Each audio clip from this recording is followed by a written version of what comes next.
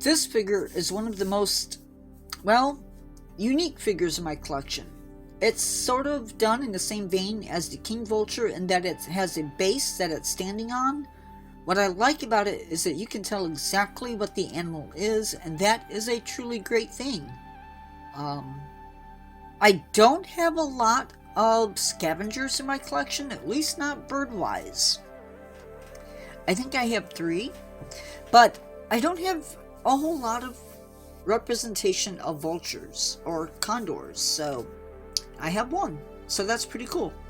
Paint job is for the most part pretty simple but amazing all the same.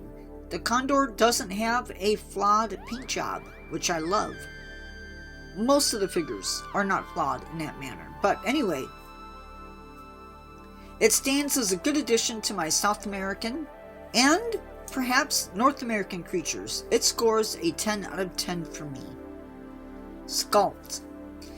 The sculpt tells me that the bird might be looking out over some area by its nest. The wings aren't fanned out, so I know that it's not sunning itself or trying to look intimidating. He's perched on a mountain or some other rocky area before taking off somewhere. It scores a 10 out of 10 for me. Realism. Again, I can tell you what this animal is by looking at it. It has the classic collar around the neck. The head has a crest, and do you know what that means?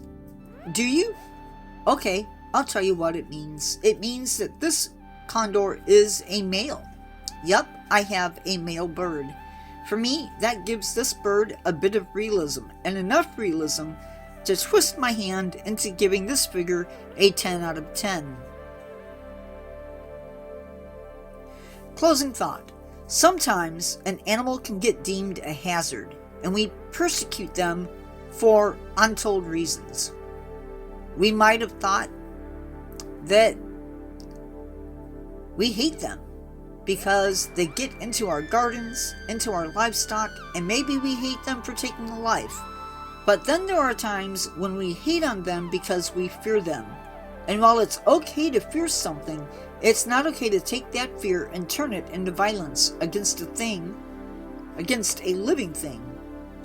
But sometimes I feel like that is a very human thing to do. Anyway, that is all. See you in the next one.